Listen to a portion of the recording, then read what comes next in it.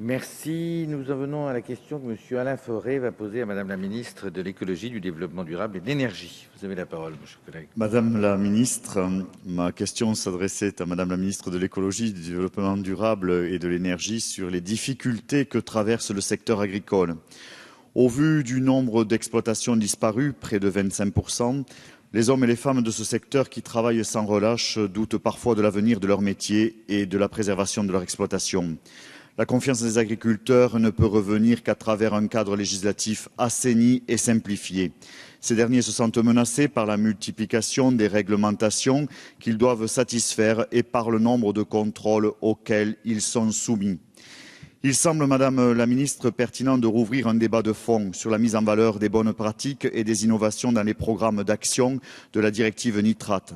Ceci afin d'appliquer correctement cette directive en y associant l'objectif écologique et la pérennisation du monde agricole. C'est une nécessité. Bien que la France ait été condamnée 2 fois par la CJUE, une fois en 2013 pour désignation incomplète des zones vulnérables et une deuxième fois le 4 septembre 2014 pour insuffisance des programmes d'action applicables dans ces zones, l'État ne doit pas pour autant, dans la précipitation, fragiliser son agriculture dans le but d'éviter de lourdes sanctions financières. Aujourd'hui, la nécessité d'améliorer la qualité de l'eau est admise, même par les agriculteurs qui adoptent des comportements raisonnés, mais ont besoin de réponses à court et moyen terme sur la cohérence et la pertinence des programmes d'action. Dans mon département, l'Ariège, nous souhaitons proposer une contractualisation qui permettrait de déterminer les zones, mais aussi les pratiques à suivre afin de poursuivre l'amélioration de la qualité des eaux. La France n'a pas une seule agriculture et chaque département devrait être autorisé à mettre en place une contractualisation qui permettrait d'exploiter correctement les terres tout en préservant la qualité des eaux. Le Premier ministre a déclaré que nous travaillerions à une adaptation de cette directive nitrate dont l'approche normative a clairement montré ses limites. Je souhaiterais connaître les mesures que le gouvernement entend prendre, Madame la ministre, pour simplifier et moderniser les réglementations en vigueur, en particulier dans le domaine de la gestion des nitrates, afin que celles-ci puissent s'adapter aux particularismes locaux. Et je rajouterai, Madame la ministre, que les agriculteurs ne sont pas les seuls pollueurs et qu'ils ne doivent donc pas être non plus stigmatisés. Je vous remercie. Merci, mon cher collègue. Madame la ministre, vous avez la parole. Monsieur le député Alain Fauré, je connais bien votre engagement pour défendre les agriculteurs de votre beau territoire, l'Ariège, qui jouxte mon territoire. Alors, vous avez interrogé Madame Ségolène Royal, ministre de l'Écologie, du Développement durable et de l'Énergie, et celle-ci ne pouvant être présente, elle m'a chargée de vous répondre. La mise en œuvre de la directive nitrate, qui vise à préserver les ressources en eau contre les pollutions liées aux nitrates d'origine agricole, implique la désignation de zones vulnérables à la pollution azotée et au phénomène d'eutrophisation, dans lesquelles doit être défini un programme d'action que les agriculteurs doivent mettre en œuvre pour limiter les risques de pollution. Comme vous le rappelez, 2 contentieux ont été engagés contre la France pour une mauvaise application de cette directive, du fait d'une désignation insuffisante des zones vulnérables et de programmes d'action également insuffisants.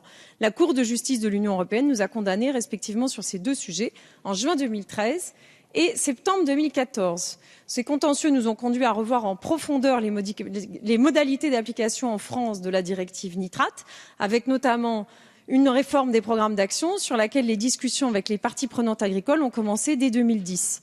Elles ont conduit à un programme d'action national nitrate adopté en 2011 et complété en 2013, socle commun qui s'applique à toutes les zones vulnérables et à des programmes d'action régionaux adoptés courant 2014. Les mesures correspondantes n'ont donc pas été prises dans la précipitation et ont été au contraire longuement mûries et concertées. Il n'y a d'ailleurs pas un seul programme d'action nitrate uniforme sur tout le territoire, mais bien des programmes régionaux distincts. Le socle commun national tient compte de la variabilité des types d'exploitation. Les déclinaisons régionales sont quant à elles adaptées aux contextes locaux et renforcées là où les enjeux eau le nécessitent. Le gouvernement s'est ainsi attaché à développer une approche agronomique pour décliner les mesures obligatoires de la directive et veiller dans le choix des mesures à ce qu'elles soient soutenables pour les exploitations agricoles et en particulier les élevages. Pour autant, certains points des programmes d'action soulèvent encore des difficultés, en particulier les mesures d'encadrement des épandages sur les sols en forte pente, qui visent à limiter les ruissellements de composés azotés vers les eaux. Des discussions sont en cours avec la Commission européenne pour déterminer les évolutions nécessaires pour répondre à l'arrêt de la Cour de justice de septembre 2014. Nous examinerons avec l'ensemble de nos partenaires les choix possibles et leurs impacts avant de faire nos propositions début 2015 à la Commission. Et il serait intéressant de proposer à la Commission européenne toute expérience probante avec des résultats effectifs scientifiquement étayés sur la qualité des eaux pour contribuer à une application plus efficace de la directive et son évolution ultérieure éventuelle. C'est dans ce cadre que Mme Ségolène Royal soutient la démarche que vous proposez, monsieur le député, reposant sur la mobilisation collective volontaire des agriculteurs à l'échelle de territoires bien identifiés. Je tiens à préciser, comme vous, monsieur le député, que le secteur agricole n'est pas le seul sur lequel portent les efforts d'amélioration de la qualité de l'eau. Les collectivités et les industries sont elles aussi engagées dans des démarches significatives de réduction de leur pollution. C'est le cas notamment des collectivités qui mettent en place pour leurs stations d'épuration des eaux usées un traitement plus poussé de l'azote dans les zones sensibles à l'eutrophisation, dont la dernière délimitation date de 2010. Merci. En réponse, M. Vray. Bien écoutez, Madame la Ministre, je vous remercie. J'apprécie fortement que la possibilité de faire des tests, notamment sur des départements, bien entendu, avec des mesures scientifiques, cela va de soi et c'est obligé, puisque l'objectif serait ensuite de se servir de ce principe pour l'étendre par ailleurs.